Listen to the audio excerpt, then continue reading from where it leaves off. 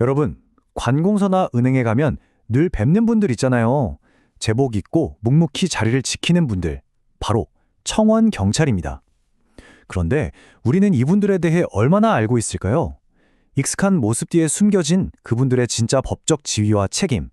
오늘 그 실체에 대해 제대로 한번 파헤쳐 보려고 합니다.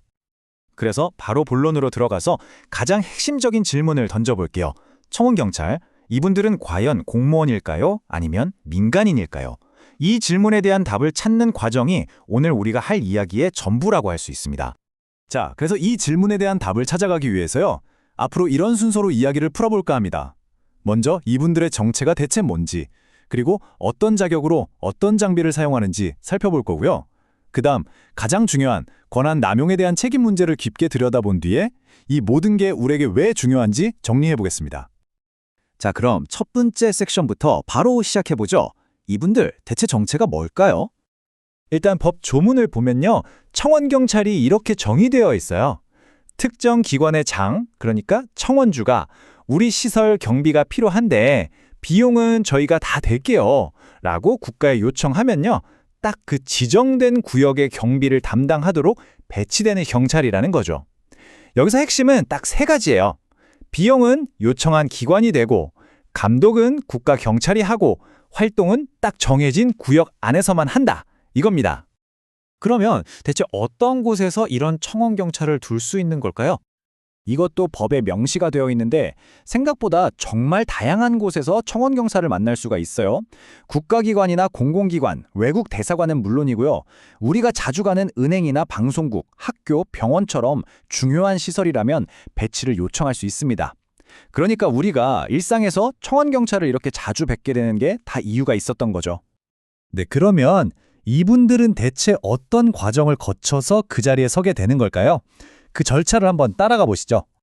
보시면 알겠지만 이게 그냥 아무나 뽑아서 세워두는 게 아닙니다. 아주 체계적인 3단계를 거치는데요. 먼저 기관장이 경찰에 저희 청원경찰 필요합니다 하고 신청을 넣으면 경찰에서 심사를 거쳐서 여기는 필요하겠네요 하고 결정을 내려주고요.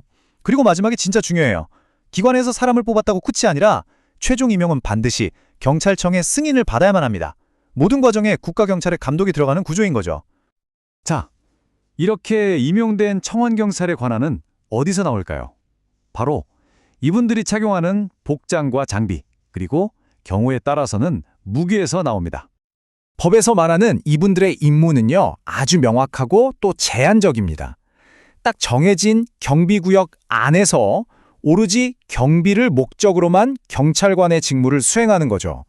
다시 말해서 일반 경찰관처럼 모든 권한을 다 갖는 게 아니라 딱 경비라는 목적에 필요한 제한된 경찰권만 행사하는 겁니다. 이분들이 사용하는 장비도요, 그냥 아무거나 쓰는 게 아니라 법으로 딱 정해져 있어요. 크게 두 가지로 나뉘는데요. 제복이나 모자처럼 아예 개인에게 지급되는 급여품이 있고요. 경찰봉이나 가스분사기처럼 국가에서 빌려주는 대여품이 있습니다. 그리고 당연히 퇴직할 때는 빌려 쓴 거니까 이 대여품은 깨끗하게 반납해야겠죠. 그리고 네, 맞습니다. 시설의 중요도에 따라서는 총기를 휴대할 수도 있습니다. 근데 아시겠지만 이렇게 강력한 장비에는 당연히 아주 엄격한 규정이 따라붙습니다. 총기 관리가요, 우리가 생각하는 것 이상으로 정말 빡빡합니다. 청원주가 요청하고 경찰이 허가해야만 빌릴 수 있고요. 무기고는 이중 잠금 장치가 필수고 매달 현황을 경찰서에 보고해야 합니다. 심지어 징계를 받거나 그만두겠다고 한 사람의 총기는 즉시 회수해야만 합니다.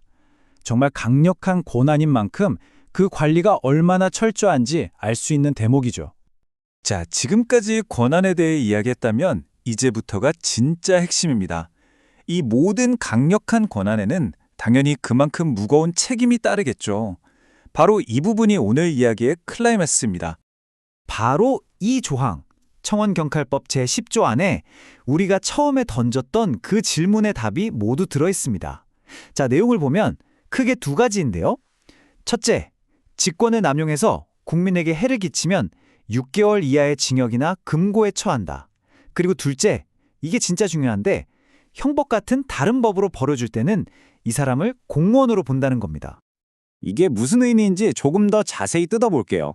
첫 번째 항목은 주어진 권한을 함부로 써서 시민에게 피해를 주면 그 행동 자체만으로도 감옥에 갈 수 있다는 직접적인 경고고요. 그리고 두 번째 항목에 바로 이 제도의 핵심을 꿰뚫는 내용입니다. 예를 들어서 뇌물을 받는다거나 하는 다른 범죄를 저질렀을 때 이 사람을 그냥 사설경비원, 즉 민간인으로 보는 게 아니라 공무원과 똑같은 기준으로 처벌한다는 뜻이에요.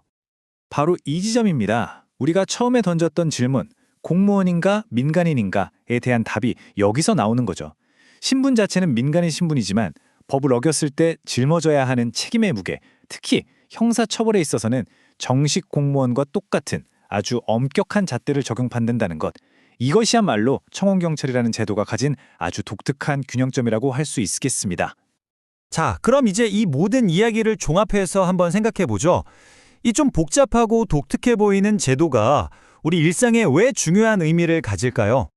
결론적으로 청원경찰 제도는요, 민간의 효율성과 공공의 책임성이라는 두 마리 토끼를 다 잡으려는 아주 독특한 시스템인 거예요. 필요에 따라 신속하게 움직이는 민간의 장점은 살리되 그 권한 행사에 대한 책임은 국가가 공무원 수준으로 엄격하게 관리하는 거죠. 말 그대로 하이브리드 모델인 셈입니다. 오늘 이야기 딱 4가지만 기억하시면 됩니다. 첫째, 청원경찰은 제한적이지만 진짜 경찰권을 행사한다. 둘째, 그 권한은 청원주와 국가경찰 양쪽의 감독을 받는다. 셋째, 만약 권한을 함부로 써서 시민에게 피해를 주면 징역청에 처해질 수 있다. 그리고 마지막 가장 중요한 것, 다른 범죄를 저질렀을 때는 민간인이 아니라 공무원의 잣대로 처벌받는다. 네, 청원경찰은 이렇게 우리 생활 가장 가까이에서 안전을 지켜주는 아주 중요한 존재입니다. 그렇다면 앞으로 우리의 안전을 위해서 이분들이 가진 강력한 권한과 그에 따르는 무거운 책임 사이의 균형을 어떻게 유지하고 발전시켜 나가야 할까요? 우리 모두가 한 번쯤 생각해 볼 만한 질문이 아닐까 싶습니다.